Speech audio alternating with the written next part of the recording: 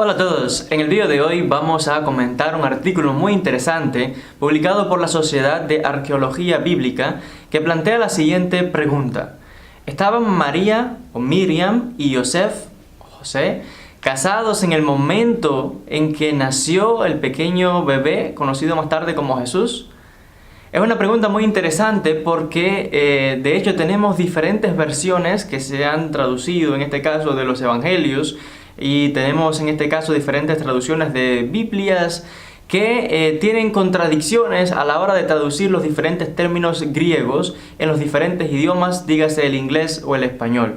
Y es una pregunta muy importante y fundamental, en este caso relacionado con nosotros los que estudiamos la historia, pero también en este caso para los creyentes en esta fe, en este caso.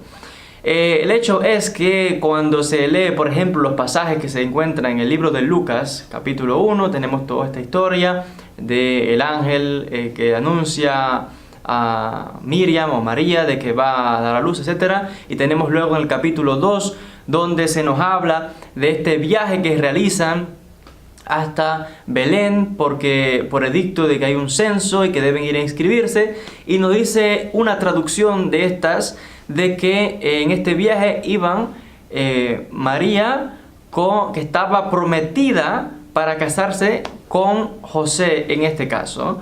Y cuando el lector, en este caso en el mundo cristiano, por ejemplo, lee estos textos, se imagina, por ejemplo, a José con María montados en un burro, solos por este viaje largo, que van hasta la ciudad de Belén, en este caso, a inscribirse. Y es algo totalmente ilógico y disparatado desde el punto de vista de la antigüedad, desde el punto de vista de las leyes judías, desde el punto de vista de la traducción correcta del texto. Lo interesante de esto es, teniendo presente varios factores. Primeramente, que estamos hablando de una pareja de judíos o seguidores de la ley judía observantes. No eran cristianos porque no había cristianismo. Por tanto, estamos hablando de una pareja, en este caso, de judíos observantes de la ley judía. En el Oriente Medio hay leyes, hay ciertas observanzas que se deben de seguir hasta este mismo día que se cumplen.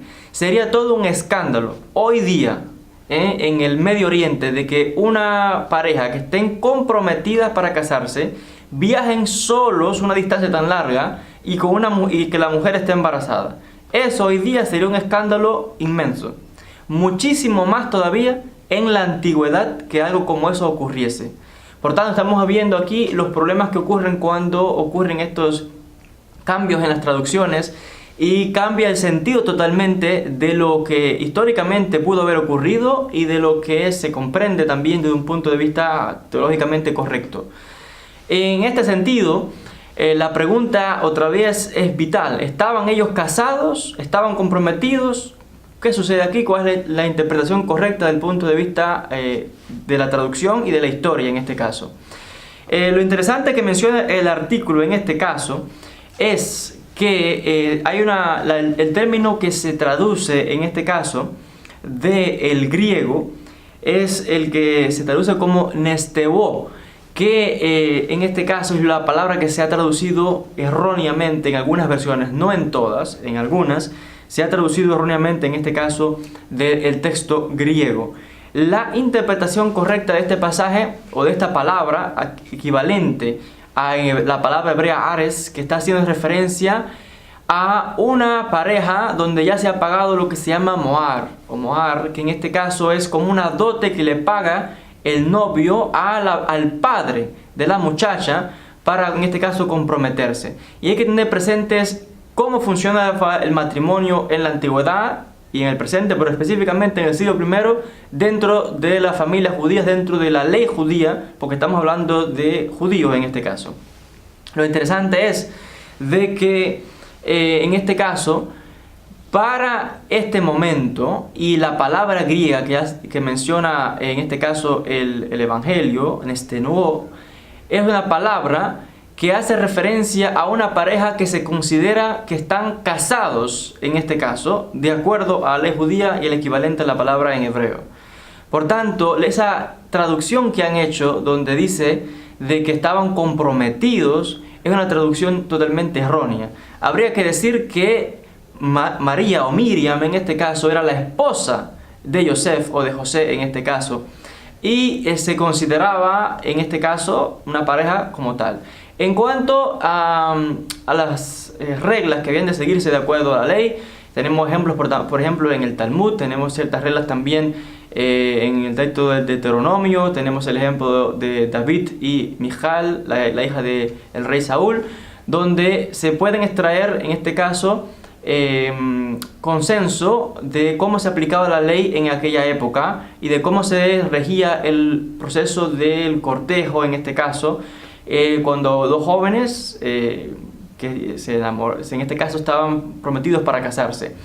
Ese momento final donde se daba ese dinero al padre, a partir de ahí se consideraba como el último paso de este cortejo y la pareja se consideraba oficialmente casada. Antes de esto, la novia estaba un año aproximadamente en la casa del padre, pero ya luego de este momento que el hombre pagaba, ya se consideraba su esposa y podían vivir en este caso como una pareja. Y esto es lo que ocurrió en el caso de Yosef, porque si el texto utiliza esa palabra griega nestenó, que se traduce luego como Ares y que viene a hacer referencia a ese mohar que se pagaba, se consideraba entonces que María y José eran una pareja casada. Y si vamos aún más, el texto es cierto de que dice de que no tenían relaciones, dice el pasaje, pero la palabra esta como tal está indicando que esta era una pareja que no solamente se consideraba casada como tal, sino que se cumplían las funciones de cohabitación, relaciones sexuales entre marido y mujer como era lógico. Y otra vez estoy haciendo esta salvedad. El texto dice que no tienen relaciones sexuales, pero la palabra implica una pareja casada con todas las funciones normal dentro de un matrimonio. Y hago esta salvedad, es algo que es muy interesante, pero que otra vez tenemos estos errores de algunos traductores. No sé si han sido errores por equivocación o intencionales. A la hora de cambiar el texto y traducirlos a otras lenguas, se producen estos errores en cuanto a la comprensión y que puede llevar a la persona que no está familiarizada ni con el Medio Oriente, ni con la cultura judía, ni con el lenguaje hebreo, ni con el griego, a asumir en este caso o presumir ideas erróneas. No sé si esto, otra vez, no es en todas las versiones, pero en algunas de ellas. Y es algo muy interesante porque en el momento en que esta pareja viaja hasta Belén para inscribirse, no viajaron solo, porque otra vez menciono que aquello no es como funcionaba, sino que es muy probable que viajasen con un grupo quizás también de familiares, de amigos, etcétera, por las diferentes dificultades que presentaría un viaje como este, por los peligros del camino, también por la conveniencia de viajar en grupo, etcétera, etcétera. Y por tanto, de acuerdo a los investigadores, de acuerdo a expertos en este caso en los textos, sabemos que cuando esta pareja viaja hasta Belén, viajaron como marido y mujer, una pareja totalmente casado perfectamente de acuerdo en este caso a la ley judía y especialmente a cómo se dictaba y observaban en el siglo I. Es en este caso un artículo muy interesante que les recomiendo a todos ustedes, publicado por la Sociedad de Arqueología Bíblica, que aporta y arroja luz, en este caso para los que investigamos la historia, y también en el caso de los creyentes, algo muy interesante hacer esta aclaración de estos términos desde el punto de vista otra vez de la historia y del punto de vista de los textos. Hasta aquí este vídeo, gracias a todos por la atención y hasta un próximo encuentro.